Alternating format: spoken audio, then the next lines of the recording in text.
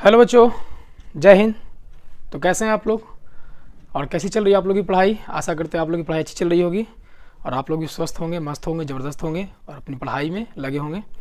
और आज हम लोग क्लास 10th का एक्सरसाइज 1 हिस्ट्री का एक्सरसाइज 1 देखने वाले हैं। ऑब्जेक्टिव क्वेश्चन जो है यूरोप में राष्ट्रवाद। तो आइए बिना कुछ देरी किए हुए स्टार्ट करते हैं। क्वेश्चन नंबर 1 है, वियना सम्मेलन की मेजबानी किसने की? वियना सम्मेलन की मेजबानी किसने की प्यारे बच्चों? आपको बताना है। ऑप्शन ए है मेटरनिख ने, बी है नेपोलियन ने, सी है लेनिन ने एंड डी है आपका कार्ल मार्क्स ने। तो आपका राइट आंसर हो जाएगा प्यारे बच्चों ऑप्शन नंबर ए मेटरनिख ने। यानी वियना सम्मेलन की जो मेजबानी किए थे वो किसने किए थे? मेटरनिख ने किए थे। आइए क्वेश्चन नंबर 2 है, निम्न में से किस सम्मेलन में जर्मनी की क्षतिपूर्ति राशि को कम कर दिया गया? कथा निम्न में से किस सम्मेलन में जर्मनी की क्षतिपूर्ति राशि को कम कर दिया गया? आपका ऑप्शन ए है क्योटो सम्मेलन, बी है वियना सम्मेलन, सी है रियो डी जेनेरो सम्मेलन एंड डी है आपका लॉसने सम्मेलन। तो प्यारे बच्चों आपका राइट आंसर हो जाएगा ऑप्शन नंबर डी लॉसने सम्मेलन। ठीक है। आइए क्वेश्चन नंबर 3 है, अमेरिका में न्यू डील किसने लागू की? अमेरिका में प्यारे बच्चों न्यू डील किसने लागू किया? आपको ये बताना है। ऑप्शन ए है अब्राहम लिंकन, बी है आपका फ्रैंकलिन डी रूजवेल्ट, सी है आपका बराक ओबामा एंड डी है आपका निक्सन। तो प्यारे बच्चों आपका राइट आंसर हो जाएगा option number B Franklin D Roosevelt ने। ठीक है। आइए क्वेश्चन नंबर 4 है, हीगेल किस देश का दार्शनिक था? प्यारे बच्चों आपको बताना हीगेल किस देश का दार्शनिक था। ऑप्शन ए है फ्रांस, बी है आपका इटली, सी है जर्मनी एंड डी है ऑस्ट्रिया। तो प्यारे बच्चों आपका राइट आंसर हो जाएगा option number C Germany. Hegel जो है वो किस देश का दार्शनिक था? तो जर्मनी का दार्शनिक था। आइए नेक्स्ट क्वेश्चन चलते हैं। क्वेश्चन नंबर 5 है,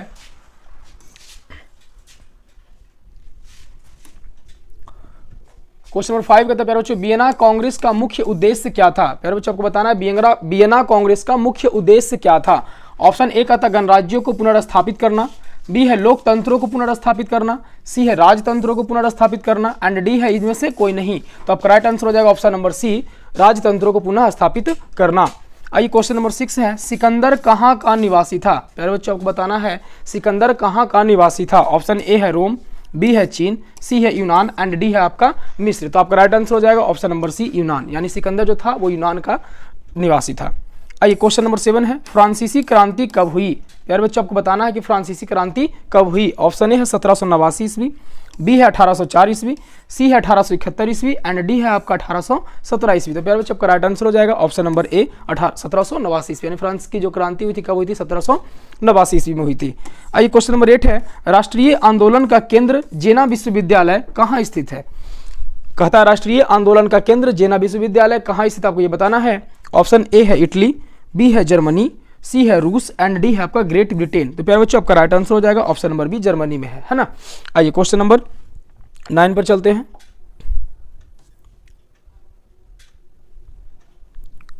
क्वेश्चन नंबर 9 कहता है, कोसुथ का संबंध किस देश से है? कोसुथ जो था उसका संबंध जो है वो किस देश से? आपको ये बताना है। ऑप्शन ए है ऑस्ट्रिया से, बी है यूनान से, सी है पोलैंड से एंड डी है हंगरी से। तो प्यारे बच्चों आपका राइट आंसर हो जाएगा ऑप्शन नंबर डी हंगरी से है।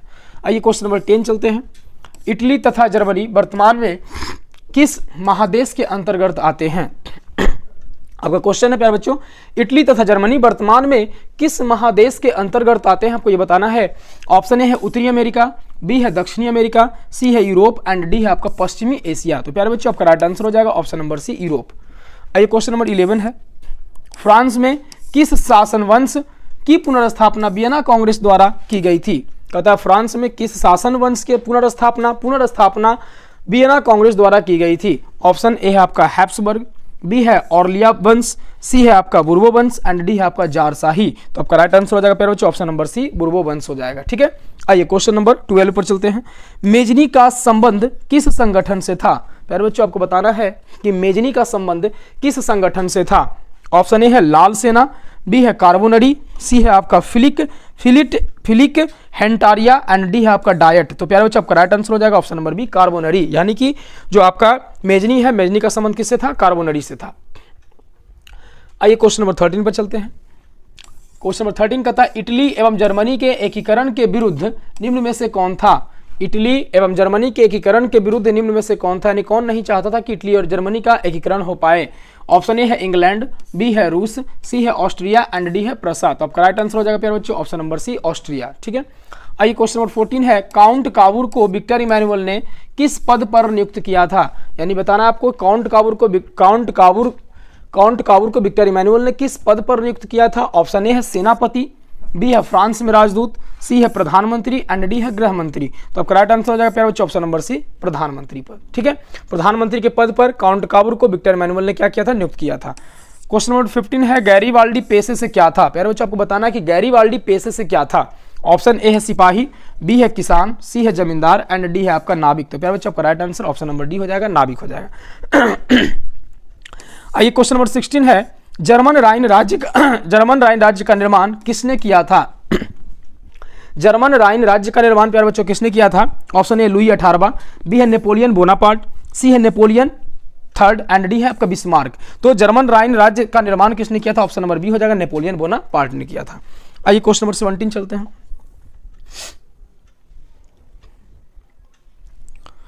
क्वेश्चन नंबर 17 कहता है, जॉलवेरिन कैसी संस्था थी? प्यारे बच्चों आपको बताना जॉलवेरिन कैसी संस्था थी। ऑप्शन ए है क्रांतिकारियों की, बी है व्यापारियों की, सी है विद्वानों की एंड डी है पादरी एवं समंतों की। तो आपका राइट आंसर हो जाएगा ऑप्शन नंबर बी, व्यापारियों की। यानी कि जो आपका जॉलवेरिन थी वो व्यापारियों की एक संस्था थी। क्वेश्चन नंबर 18 है, रक्त एवं लौह की नीति का अवलंबन किसने किया था? रक्त एवं लौह की नीति का अवलंबन प्यारे बच्चों किसने किया था? आपको ये बताना है। ऑप्शन ए है मेजनी, बी है हिटलर, सी है बिस्मार्क एंड डी है विलियम प्रथम। तो आपका राइट आंसर हो जाएगा option number B, option number C Bismarck हो जाएगा। ठीक है, आइए क्वेश्चन नंबर 19 है, फ्रैंकफर्ट की संधि कब हुई? प्यारे बच्चों आपको बताना है कि फ्रैंकफर्ट की संधि कब हुई। ऑप्शन ए है 1864 ईस्वी, बी 1866 ईस्वी, सी 1870 ईस्वी एंड डी आपका 1871 ईस्वी। तो आपका राइट आंसर हो जाएगा ऑप्शन नंबर डी, 1871 ईस्वी में। ठीक है, आइए क्वेश्चन नंबर 20 का था, यूरोप वासियों के लिए किस देश का साहित्य एवं ज्ञान विज्ञान प्रेरणा स्रोत रहा? यूरोप वासियों के लिए किस देश का साहित्य एवं ज्ञान विज्ञान प्रेरणा स्रोत आपको ये बताना है। ऑप्शन ए है जर्मनी, बी है यूनान, सी है तुर्की एंड डी है इंग्लैंड। तो प्यारे बच्चों आपका राइट आंसर हो जाएगा ऑप्शन नंबर बी, यूनान हो जाएगा। आइए क्वेश्चन नंबर 21 है, नेपल्स की क्रांति कब हुई थी? प्यारे बच्चों आपको बताना है कि नेपल्स की क्रांति कब हुई थी, आपको बताना है। ऑप्शन ए है 1820 ईस्वी, बी है 1821 ईस्वी, सी है 1822 ईस्वी एंड डी 1823 ईस्वी। तो आपका राइट आंसर हो जाएगा ऑप्शन नंबर बी, 1821 ईस्वी में। ठीक है, आइए नेक्स्ट क्वेश्चन चलते हैं। क्वेश्चन नंबर 22 है, क्वेश्चन नंबर 22 का था प्यारे बच्चों, चार्टिस्ट आंदोलन कहाँ हुआ? चार्टिस्ट आंदोलन कहाँ हुआ आपको ये बताना है। ऑप्शन ए है फ्रांस, बी है ऑस्ट्रिया, सी है हंगरी एंड डी है प्यारे बच्चों आपका इंग्लैंड है। तो आपका राइट आंसर हो जाएगा ऑप्शन नंबर डी हो जाएगा, इंग्लैंड में चार्टिस्ट आंदोलन कहाँ हुआ था? तो आपका राइट आंसर इंग्लैंड हो जाएगा। आइए क्वेश्चन नंबर 23 है, यूनान को एक स्वतंत्र राष्ट्र घोषित किया गया। यूनान को एक स्वतंत्र राष्ट्र घोषित किया गया, ये कब किया गया आपको ये बताना है। ऑप्शन ए है 1836 ईस्वी, बी है 1832 ईस्वी, सी है 1842 ईस्वी एंड डी है 1830 ईस्वी। तो आपका राइट आंसर हो जाएगा ऑप्शन नंबर बी, 1832 ईस्वी हो जाएगा। ठीक है, आइए नेक्स्ट क्वेश्चन चलते हैं, इसको थोड़ा बड़ा कर लेते हैं।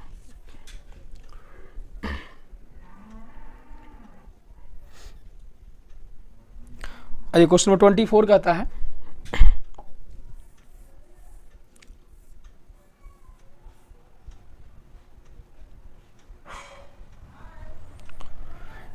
क्वेश्चन नंबर 24 प्यारे बच्चों, ऐतिहासिक द्वंद्ववाद की व्याख्या किसने की? ऐतिहासिक द्वंद्ववाद की व्याख्या किसने की प्यारे बच्चों आपको ये बताना है। ऑप्शन ए है हिगल ने, बी है अंडर्ट ने, सी है हमबोल्ट ने एंड डी आपका जैकब ग्रिम ने। तो आपका राइट आंसर हो जाएगा ऑप्शन नंबर ए, हिगल ने किया था, है ना। आइए क्वेश्चन नंबर 25 है, एड्रियानोपुल की संधि कब हुई थी? प्यारे बच्चों आपको बताना है कि एड्रियानोपुल की संधि कब हुई थी। ऑप्शन ए 1828 ईस्वी, बी 1829 ईस्वी, सी 1830 ईस्वी एंड डी आपका 1931 ईस्वी। तो आपका राइट आंसर हो जाएगा ऑप्शन नंबर बी, 1829 ईस्वी में। ठीक है, आइए क्वेश्चन नंबर 26 है, एड्रियानोपुल की संधि किन दो देशों के बीच हुई? एड्रियानोपुल की संधि किन दो देशों के बीच हुई आपको ये बताना है। ऑप्शन ए है तुर्की रूस, बी है यूनान पोलैंड, सी है तुर्की हंगरी एंड डी है आपका हंगरी पोलैंड। तो आपका right answer option number A, तुर्की एंड रूस, है ना। आइए क्वेश्चन नंबर 27 है, सेडान का युद्ध किनके बीच हुआ था? सेडान का युद्ध प्यारे बच्चों किनके बीच हुआ आपको ये बताना है। ऑप्शन ए है ऑस्ट्रिया और प्रसा, बी है ब्रिटेन और फ्रांस, सी है फ्रांस और प्रसा एंड डी है प्रसा और रूस के बीच। तो आपका राइट आंसर हो जाएगा ऑप्शन नंबर सी, फ्रांस और प्रसा के बीच। सेडान का जो युद्ध हुआ था वो किनके बीच हुआ था? फ्रांस और प्रसा के बीच हुआ था। आइए क्वेश्चन नंबर 28 है, किस देश का हंगरी पर पूर्ण आधिपत्य था? किस देश का हंगरी पर पूर्ण आधिपत्य था ये आपको बताना है। ऑप्शन ए है फ्रांस, बी है ऑस्ट्रिया, सी है ब्रिटेन एंड डी है आपका तुर्की। तो आपका राइट आंसर हो जाएगा ऑप्शन नंबर बी ऑस्ट्रिया हो जाएगा। ठीक है, आइए क्वेश्चन नंबर 29 है, पोलैंड के विद्रोह को किसने कुचल दिया?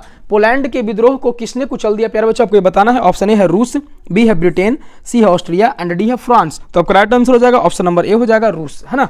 पोलैंड के विद्रोह को किसने कुचल दिया? तो रूस ने कुचल दिया। आइए क्वेश्चन नंबर 30 है, क्वेश्चन नंबर 30 पर चलते हैं। कहता है सन 1870 में फ्रांस और प्रसा के बीच युद्ध कहां हुआ था? सन 1870 में फ्रांस और प्रसा के बीच युद्ध कहां हुआ था? ऑप्शन ए है सेडान में, बी सेडोवा, सी है आपका साइडान एंड डी है आपका फ्रैंकफर्ट। तो आपका राइट आंसर हो जाएगा ऑप्शन नंबर ए हो जाएगा सेडान में हुआ था। ठीक है, आइए क्वेश्चन नंबर 31 है, किस युद्ध के बाद जर्मनी का एकीकरण पूरा हुआ? प्यारे बच्चों को बताना है किस युद्ध के बाद जर्मनी का एकीकरण पूरा हुआ। ऑप्शन ए है क्रीमिया का युद्ध, बी है सेडोवा का युद्ध, सी है प्रसा डेनमार्क युद्ध एंड डी है आपका सेडान का युद्ध। आपका राइट आंसर हो जाएगा ऑप्शन नंबर डी सेडान का युद्ध। आइए क्वेश्चन नंबर 32 है, यंग यूरोप का संस्थापक कौन था? प्यारे बच्चों आपको बताना है यंग यूरोप का संस्थापक कौन था। तो ऑप्शन ए है आपका मेजनी, बी है गैरीबाल्डी, सी है विक्टर इमैनुअल एंड डी है आपका मुसोलिनी। तो आपका राइट आंसर हो जाएगा ऑप्शन नंबर ए हो जाएगा मेजनी, है ना। आइए नेक्स्ट क्वेश्चन चलते हैं, क्वेश्चन नंबर 33 है, यूरोप का मरीज किसे कहा जाता था? यूरोप का मरीज प्यारे बच्चों किसे कहा जाता था, आपको ये बताना है। ऑप्शन ए है तुर्की, बी है इटली, सी है इंग्लैंड एंड डी है आपका फ्रांस। तो आपका राइट आंसर ऑप्शन नंबर ए हो जाएगा तुर्की हो जाएगा। ठीक है, आइए क्वेश्चन नंबर 34 है, वियना कांग्रेस कब हुआ था? प्यारे बच्चों आपको बताना है वियना कांग्रेस कब हुआ था, ये आपको बताना है, या वियना संधि बोल सकते हैं इसको। ऑप्शन ए है आपका 1815 ईस्वी, बी 1818 ईस्वी, सी 1820 ईस्वी एंड डी है आपका 1848 ईस्वी। तो आपका राइट आंसर हो जाएगा ऑप्शन नंबर ए हो जाएगा 1815 ईस्वी में। आइए नेक्स्ट क्वेश्चन चलते हैं, क्वेश्चन 35।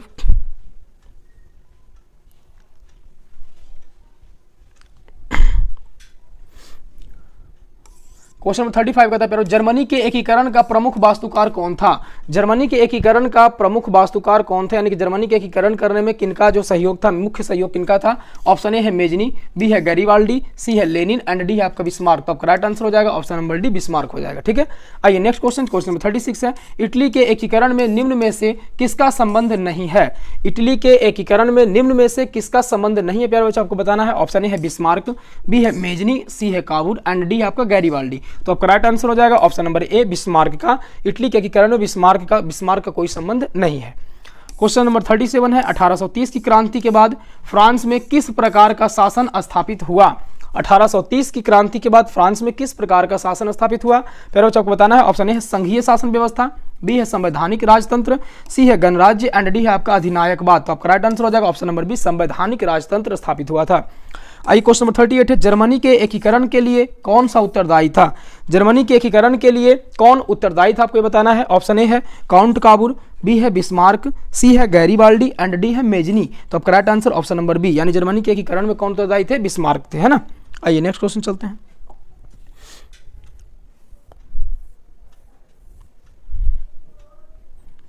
क्वेश्चन नंबर 39 है, 1871 में कौन सी संधि हुई थी, आपको बताना प्यारे बच्चों। 1871 में कौन सी संधि हुई थी, आपको बताना है। ऑप्शन ए है फ्रैंकफर्ट की संधि, बी है पेरिस की संधि, सी है वियना कांग्रेस की संधि एंड डी है इनमें से कोई नहीं। तो आपका राइट आंसर हो जाएगा ऑप्शन नंबर ए फ्रैंकफर्ट की संधि। 1871 में फ्रैंकफर्ट की संधि हुई थी। आइए क्वेश्चन नंबर 40 है, इटली के एकीकरण में निम्न में से किसने योगदान किया था? इटली के एकीकरण में निम्न में से किसने योगदान किया था प्यारे बच्चों, आपको ये बताना है। ऑप्शन ए है मेजनी एवं इमैनुअल, बी है गैरीबाल्डी, सी है काउंट काबूल एंड डी है इनमें से सभी। तो प्यारे बच्चों आपका राइट आंसर हो जाएगा ऑप्शन नंबर डी इनमें से सभी हो जाएगा। आइए नेक्स्ट क्वेश्चन चलते हैं, ये लास्ट क्वेश्चन है 41, रॉबर्ट ओवन कहां का निवासी था? प्यारे बच्चों आपको बताना है कि रॉबर्ट ओवन जो था वो कहां का निवासी था, ये आपको बताना है। ऑप्शन ए है फ्रांस, बी है जर्मनी, सी है ब्रिटेन एंड डी है ऑस्ट्रिया। तो आपका राइट आंसर हो जाएगा ऑप्शन नंबर सी ब्रिटेन में। ठीक है, तो ये एक्सरसाइज 1 का आपका टोटल 41 क्वेश्चन थे जो कि हर एक एग्जाम में पूछा जाता है। आप इसे एक बार देख लें, वीडियो को आराम से देखें, आपको पूरे याद हो जाएगा। और आप पूरे चैप्टर का ऑब्जेक्टिव अगर इसी प्रकार से चाहते हैं तो हमारे चैनल को सब्सक्राइब कर लें। मिलते हैं नेक्स्ट वीडियो में, धन्यवाद।